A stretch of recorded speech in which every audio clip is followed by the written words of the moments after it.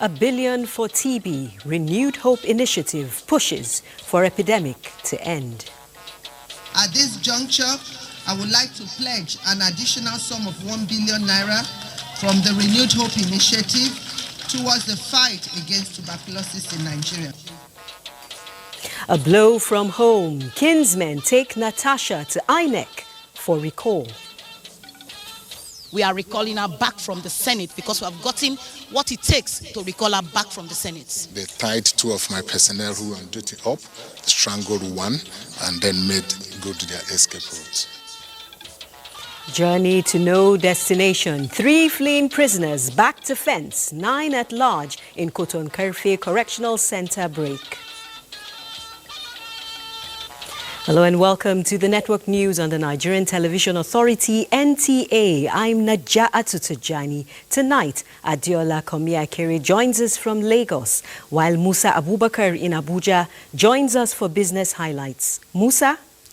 Ministry of Industry, Trade and Investment partner Trademark Africa to boost trade and industrialization. Thank you, Musa. Ayo Deji Makinde is the goalkeeper in our sport team corner. Any corner kicks tonight, Ayo? Well, quite so many corner kicks ongoing in Uyo right now as the Warriors of Zimbabwe have landed in Nigeria, but the Super Eagles are ready to fly higher. Quite interesting, Ayo. Thanks for that tidbit. Remember that this broadcast is being streamed live on our website, nta.ng/live. You can always catch the replay on our YouTube channel and follow us across social media for updates. And now the news in detail. Good news for the Nigerian youth. President Bola Tinubu has officially launched the Nigerian Youth Academy, designed to empower young Nigerians. State House correspondent Abdurrahman Jibrila reports.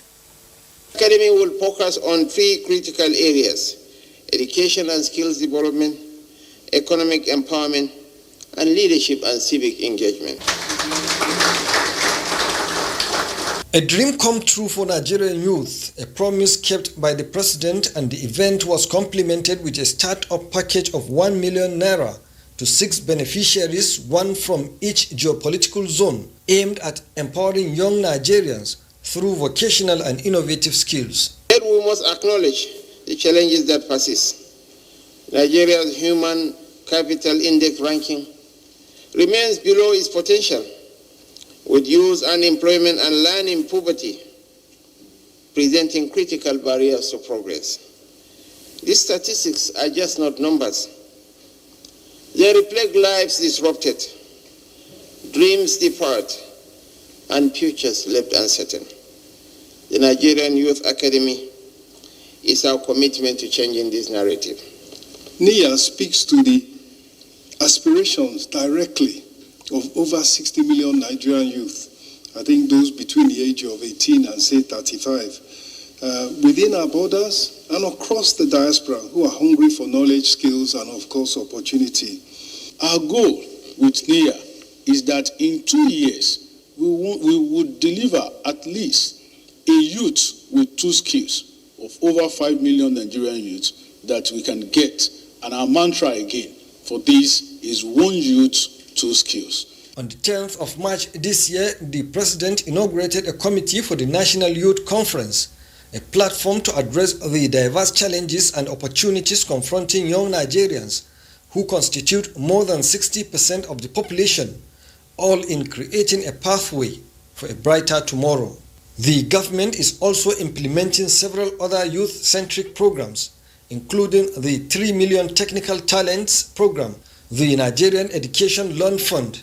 In addition, the upcoming Renewed Hope Labor Employment and Empowerment Program, aimed at facilitating the creation of 2.5 million jobs, directly and indirectly. From the State House, Abdurrahman Jibrila, NTA News.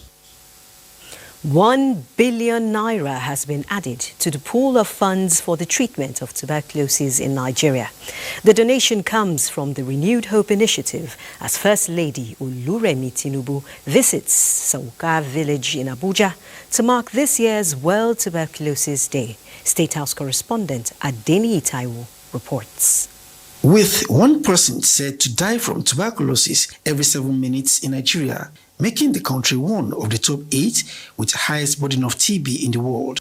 The statistics from the World Health Organization 2024 Global TB Report are far from cheering. As the global and national Stop TB champion, Nigeria's First Lady Oluremi Tinubu is conscious of these figures and worried by them enough to engage directly with members of Soka Village, Abuja, on advocacy campaign. Reflecting on the theme of this year's celebration, Years We Can End TB, Commit, Invest and Deliver, she renewed her call for improved funding and stronger coalition to boost advocacy. Government has prioritized expanding TB testing and treatment centers across Nigeria, ensuring that TB treatment remains free and accessible to all. We need traditional and religious leaders, legislators, the youth, healthcare workers, private sector organizations, non-governmental organizations, and international partners to join forces in this fight. To further strengthen the fight, she promised to amplify the voices of TB survivors, fight against stigma, and ensure that marginalized groups have equal access to TB care. At this juncture, I would like to pledge an additional sum of 1 billion naira from the Renewed Hope Initiative towards the fight against tuberculosis in Nigeria. To our health workers, volunteers, community and religious leaders, your dedication is the backbone of this fight. I thank you. Your Excellency, you have helped us tremendously to communicate to Nigerians unambiguously that TB is not a death sentence. It can be prevented. By bringing the campaign and advocacy against TB to Soka community is fundamental to mitigate the impact of the disease and eliminate any associated stigma in vulnerable populations. The First Lady also facilitated the establishment of a primary health center in Soka Village as their first fruit for embracing the Stop TB campaign. From Soka Village in Abuja, Adeniyi Taiwo, NTA News. And as stakeholders put more effort to eradicate TB, another health emergency emerges from Sokoto, where meningitis has claimed 25 lives out of 224 cases recorded in the state so far. Alhatu Abdullahi reports. There has been an outbreak of meningitis recently in the neighboring Kebbi state with a disturbing number of deaths. In Sokoto State, Tambol, that shares borders with Aleru, Gwandu and the Jega local government areas of Kebbi State, is the worst hit with 193 reported cases, followed by Shagari, Yabo, Godabawa and Gada. Out of 224 cases, 175 have been treated and discharged, while 24 are still receiving treatment at different health facilities across the state. Sokoto State government has put in place local government surveillance officers, epidemiologists and emergency response team on higher alert, and awareness campaign has been launched to make the people of the state more vigilant on the imminent dangers of the deadly disease. I want to say the case management of meningitis was effectively and professionally managed in the state, and that's why the number were curtailed to minimum. To ensure public safety during the outbreak, the general public are advised to avoid overcrowding at night, sleep in well-ventilated places, identify and report unusual symptoms such as back pain, excessive body temperature, stiff neck, nausea and vomiting, among others. Prompt response by Sokoto State government under the Ministry of Health and stakeholders is assisting in minimizing the spread of the disease and casualties. In Sokoto, Alhatu Abdullahi, NTA News. Away from health, contractors are back on site for the reconstruction of the 125-kilometer Benin-Asaba Expressway. Kenneth Nanim reports.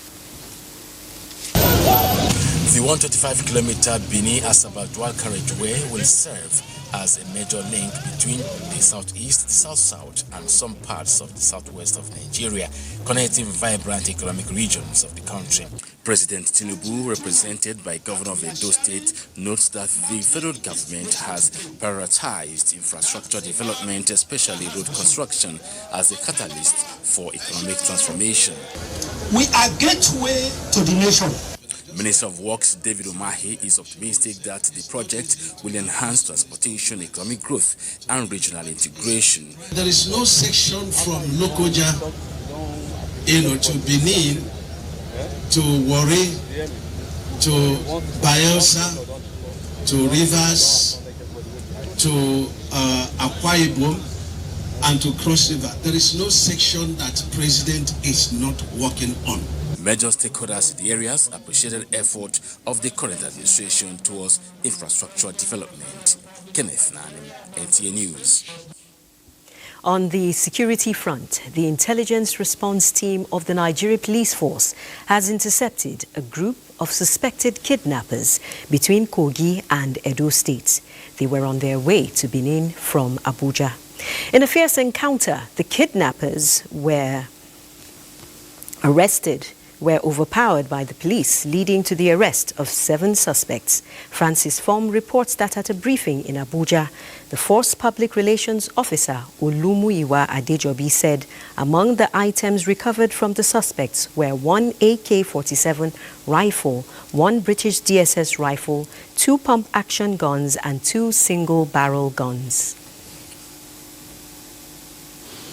385 kidnapping suspects, 557 murder/homicide suspects, 286 rape suspects, 276 suspected cultists, and recovery of 333 various firearms. The force was also able to recover 200 stolen vehicles and rescue 324 victims of kidnapping. Mr. Adejobi also said between February and March, the force has achieved a significant milestone in crime prevention and law enforcement. The Minister of Interior, Olubunmi Tunji-Ojo, has ordered a probe into the jailbreak at the Koton-Karfe Correctional Center in Kogi State, describing the incident as unfortunate and vowing to ensure all fleeing inmates are captured. So far, 3 out of the 12 inmates who escaped from the facility have been recaptured, while the search for the remaining 9 is ongoing. Jonathan Omajadi completes the story. The Koton-Karfe Medium Correctional Facility housed 243 inmates until the early hours of Monday, when 12 inmates escaped after killing a security guard on duty. One personnel court happened after they manipulated the key.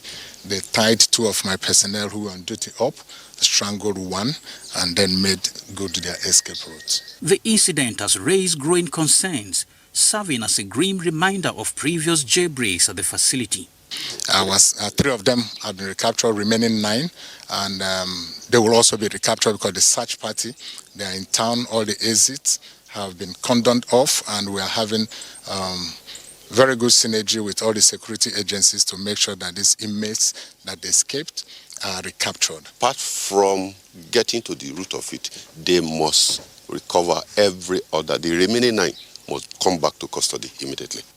Disturbed by the attack, the Ohimegeigu of Koton-Karfe has directed local chiefs and security personnel to step up efforts to recapture the fleeing inmates. On my part, I have sent messages to the village chiefs around the facility. The chief of Osuku, Onzo, Ogbendu, and Pareke, so that if they see any of such, they report immediately.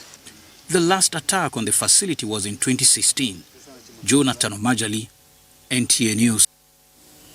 This is the network news on NTA. Stay tuned for more reports in a moment.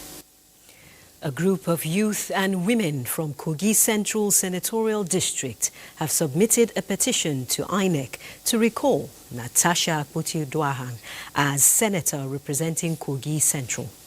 The leader, flanked by other members, the leader of the group, Ijese Charity, after submitting the petition, said more than 50% of the voters have signed the recall petition as required by law.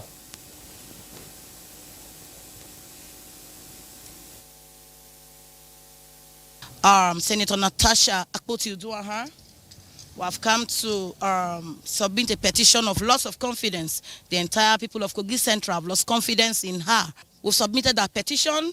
It's been received. All other documents have been received. This is the acknowledgement copy of the petition. But we all know the INEC rules. You cannot submit a petition without having to go and get signatures of registered voters. And that's why we're now saying, as a people, we are recalling her back from the Senate because we have gotten what it takes to recall her back from the Senate. This will be the first recall that will be successful. The good people of Kogi Central have spoken in one voice. It is a political field that has favored men more than the female. And we having such opportunity is supposed to be what we are supposed to leverage on to ensure that the future of what we clamor for, all the suffering of NGOs and international intervention, will not be in vain. Section 69 and 110 of the 1999 Constitution as amended and Section 116 of the Electoral Act 2022 empower INEC to conduct recall proceedings against a member of the National and State Assemblies upon receiving a valid petition alleging loss of confidence in the member by more than 50% of registered voters in the affected constituency. There is no going back on the March 26th deadline for submission of proposals for state creation in the ongoing Constitution review. House of Representatives Committee on the exercise stated this while receiving a repackaged proposal for the creation of Edo State of the present Niger State. The proponents expressed optimism that the latest proposal will meet constitutional requirements for state creation, given the economic potential and landmass of the proposed Edo State, which will comprise 8 local governments in the present Niger State. Natural endowment. When you talk about a state that will add, not take away from the center, believe you me, Edo State qualifies. 31 proposals for state creation earlier received by the House Committee failed to meet constitutional requirements, leading to an extension of deadline to March 26, 2025. Digital skills for civil servants will increase productivity, and this has informed the collaboration between Jigawa State Government and the Korea International Cooperation Agency, which organized a 2-day program to strengthen e-governance for improved service delivery. Muhammad Musa Askira reports. A training program organized by the Jigawa State ICT and Digital Economy Office in conjunction with the Office of the Head of Civil Service is designed to enhance the digital capacity, morale and confidence of senior civil servants while aligning with the state government's commitments to leveraging technology for holistic development. Speaking at the event, the technical advisor to the governor on ICT, Dr. Ruslan Kanya, emphasized that Governor Umar Namadi is setting the pace in critical areas of development, particularly through the adoption of technology to drive governance and service delivery. Korea have a very comprehensive program targeting Tibet, and this is one agenda of His Excellency. And I've seen a lot of activities going on around that. So we hope going forward we will leverage what we are doing. Let us continue to work collectively to build a digitally empowered governance system that enhances service delivery and fosters national development. In his remarks, Governor Umar Namadi reaffirmed his administration's dedication to improving governance efficiency through e-governance initiatives. I will reaffirm our commitment to investing in digital infrastructure, fostering innovation, and ensuring that the government remains in the forefront of e-governance adoption in Nigeria. As we look forward to a strengthening partnership and collaboration with Korea, beyond the realm of ICT. This partnership between Jigawa State governments and the Korea International Cooperative Agency, stakeholders believe, marks a significant step forward in digital transformation of the state, paving a way for improved governance and economic growth in the state. From Duty, Muhammad Musa Askira, NTA. Meanwhile, the Border Communities Development Agency has earmarked 200 capital projects for 2025 to bring relief to residents of border communities. The agency has signed a memorandum of understanding with the Nigerian Institute of Quantity Surveyors to ensure proper execution. Kelvin Ewunai reports.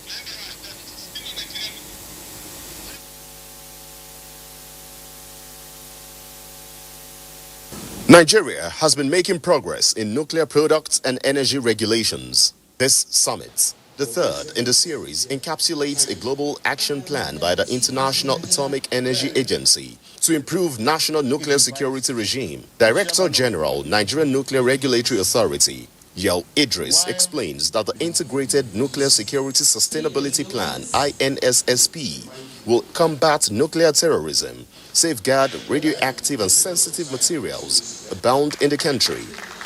NNRA issue import-export license for radioactive materials almost on daily basis. The security of this material really will improve the economy of the country, because the moment you have an accident, it is going to affect the economy definitely. We are talking about radioactive materials and nuclear materials here. These materials, even though they are useful, they can cause harm.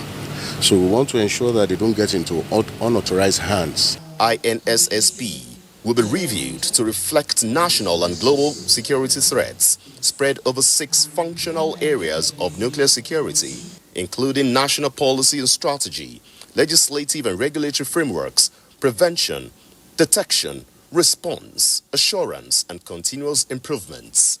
In Abuja, Ayodeji, Makinde, NTA News. So that was actually Ayodeji Makinde on enhancing the national nuclear security and safety architecture, leading to a 4-day summit on International Atomic Energy Agency standards in Abuja. And now we'll go back to our border community stories. Development Agency has the mandate to make life bearable for residents in Nigeria's border towns, who sometimes have to access basic amenities in neighboring countries. To put a stop to this trend, the agency says, in line with the Renew Hope agenda of the federal government, adequate attention will be given to water supply, health, education and food security, with an eye to complete 200 of such projects in 2025. This MOU with the Nigerian Institute of Quantity Surveyors is to ensure proper project execution through quality assurance and monitoring, leveraging the Institute's expertise. Carefully mapped our priorities in line with President Tinubu's Renewed Hope agenda. We must educate those children around the border communities. We must provide good health facilities for them. We must provide good drinking water for them. And so this year, we are going to be embarking on about 200 core capital projects and other projects that we'll be embarking on. And our target is to achieve 100% budget implementation by December 2025. We recognize the vital work that Border Communities Development Agency is doing in improving the standard of living in Nigeria's border communities through infrastructure development, and we are honored to bring our technical expertise to this noble cause. Through this partnership, to make them sustainable, all the projects to be executed will be smart and green, using solar for key power, health and water projects. In Abuja, Kelvin Ewunai, NTA News. Again, that was the story on Border Communities Development Agency earmarking 200 capital projects for 2025. And now let's join Adiola in Lagos for more reports. Adiola.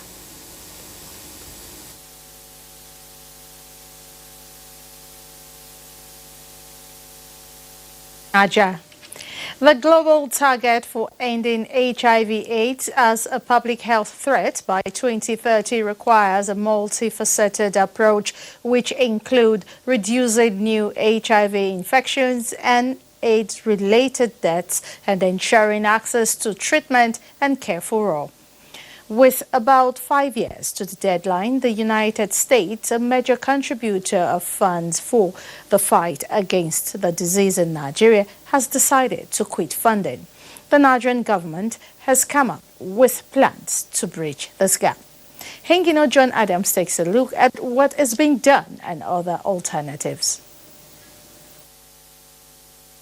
Patrick Akpan is a Nigerian living with HIV. Together with Olusheye Kadri, they have over the years benefited from the free HIV treatment program of USAID. With the United States' decision of quitting funding for HIV programs, what does the future hold for those living with the disease? People living with HIV live on drugs on a daily basis, and if these drugs are not available, the immune system will go down and the viral load will come up, and what it means is that people will now start developing AIDS. It's going to reduce adherence to medication. Though the government has come up with strategies to close gaps, experts say more needs to be done to achieve the global target of ending HIV by 2030. We need to invest more. We need more private sector partnership within us here in Nigeria to be able to tackle this problem. We all know that government cannot do it alone. As the country looks inward for viable solutions, Patrick, Olusheye, and many others living with HIV may not have to worry about accessing treatment. In Lagos, Hingino John Adams, NTA News. The Nigerian Liquefied Natural Gas Shipping and Marine Services Limited has transitioned into a fully integrated maritime services provider, playing a key role in ensuring efficient delivery of liquefied natural gas (LNG) and natural gas liquids (NGLs) to terminals worldwide. Managing Director, Chief Executive Officer, NSML, Abdul Kadri Ahmed, disclosed this at the unveiling of the company's new corporate identity in Lagos. Diana Jale reports. A new dawn it is for stakeholders in the Nigeria liquefied natural gas.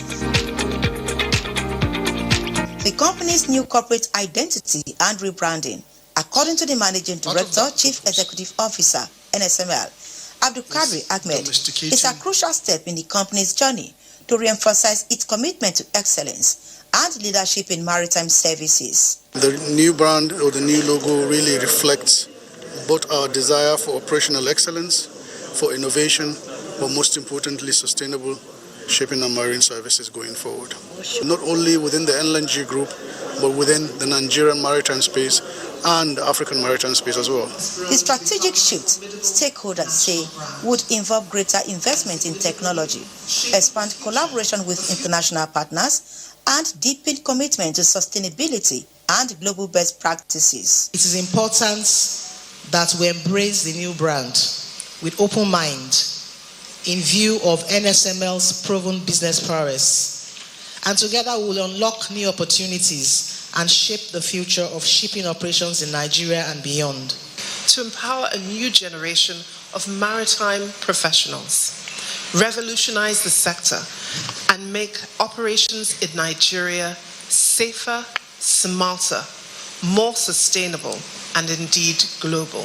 Redefining growth and leadership quality, for more than 15 years, NSML has continued to champion the provision of essential technical and terminal management services, ensuring seamless energy transportation, facilitating global trade and advanced shipping operations, as well as training for seafarers, marine engineers and industry professionals. In Lagos, Diana Ajale, NTA News.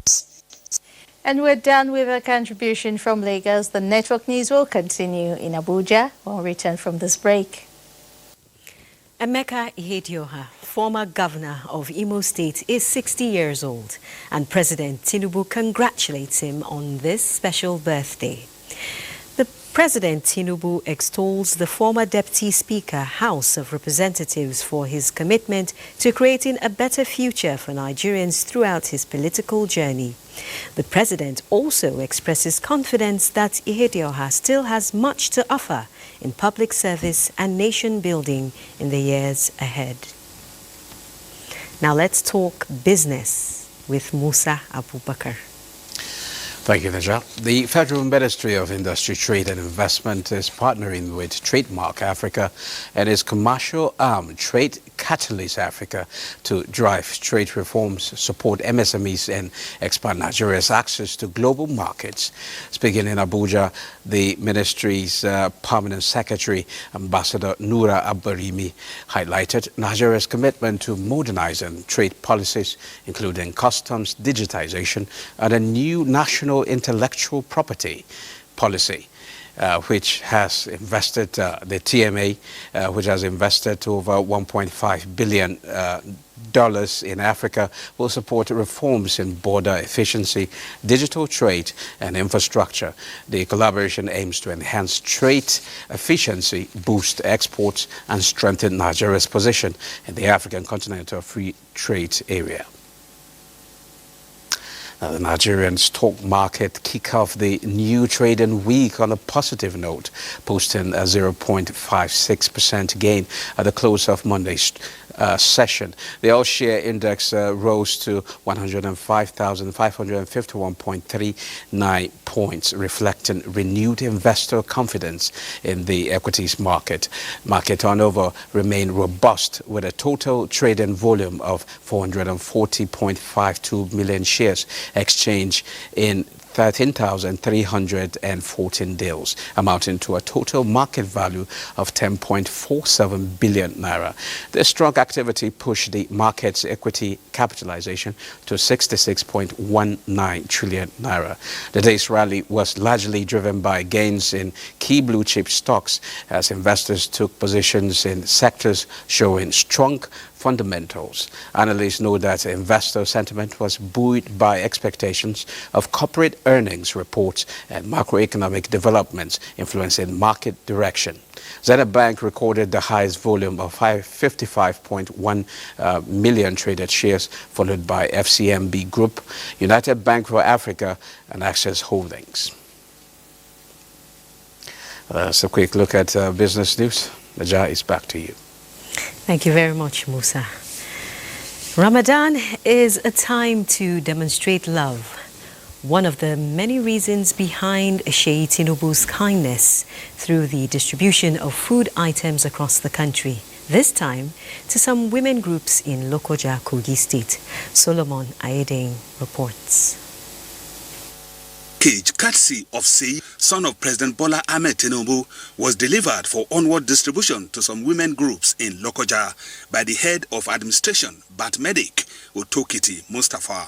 Distributing the items, Umani Otokiti described the gesture from Sei Tinubu as timely, emphasizing that it is a clear demonstration of his commitment to the plight of Nigerians at this critical time and his love for humanity, urging him to sustain the goodwill.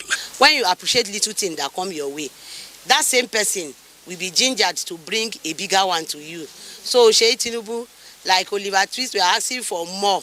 Beneficiaries, in appreciation of the gesture, promised to reciprocate the goodwill at the appropriate time. This opportunity to appreciate Sheikh Tinubu, who sent this Ramadan gift to us. They appeal to corporate organizations and well-meaning Nigerians to emulate the goodwill of Sheikh Tinubu, targeting the vulnerable members of the society. In Lokoja, Solomon Ayedehi, NTA News. Similarly, Jahi community in Abuja is the latest beneficiary of palliatives, part of the federal government's commitment to alleviating the suffering of vulnerable Nigerians.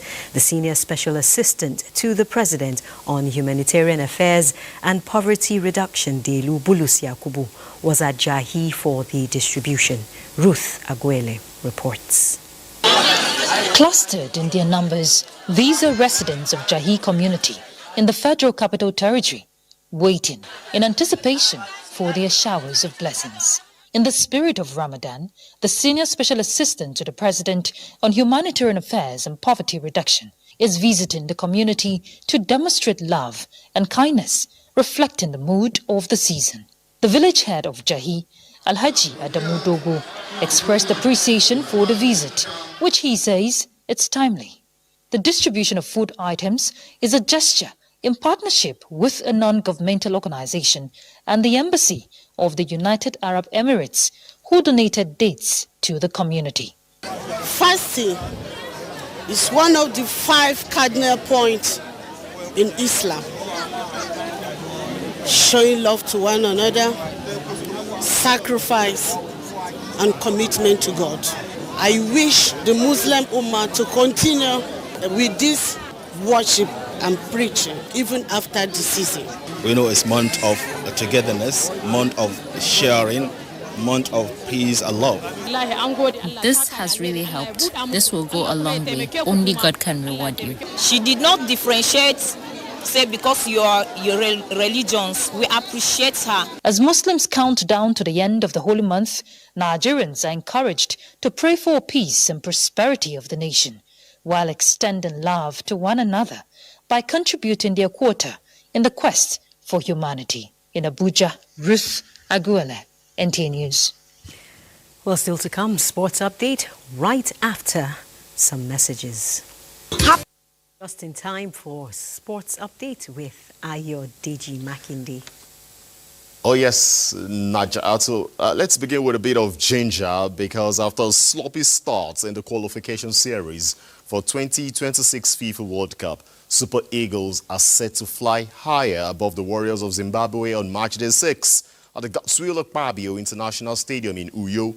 Coach Eric Shell is full of praises for his players as they are fast adapting to his coaching philosophies and approaches to be the best team to shell opponents who come up against the Super Eagles, who are now flying higher. Remember, Nigeria beat Rwanda 2-0 at the Amahoro Stadium in Kigali to reignite their quest for an appearance at the next Mundial in USA, Canada, and Mexico after the missed out of the 2022 edition in Qatar.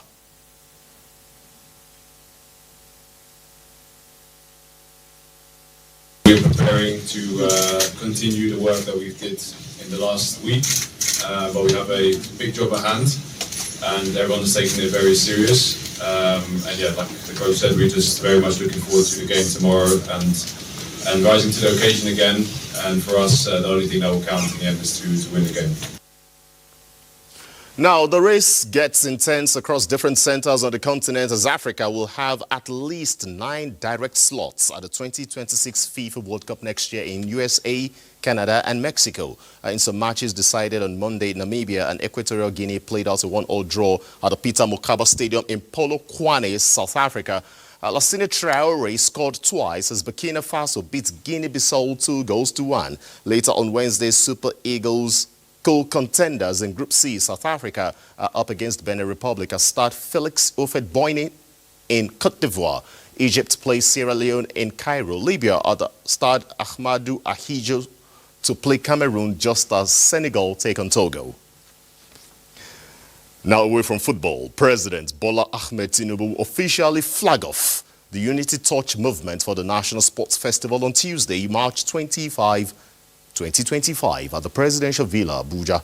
The National Sports Commission describes the Unity Torch as a symbol of peace and unity, emphasizing its significance in fostering national cohesion. The 22nd National Sports Festival Gateway Games Ogun 2024 will be held in Abeokuta from Ogun State from May 16 to 30, 2025. And that's your sports. It's back to Naja. Thank you, Ayodiji. And at this point, we conclude the network news on NTA. Thanks for being a part of it. Ramadan Mufida.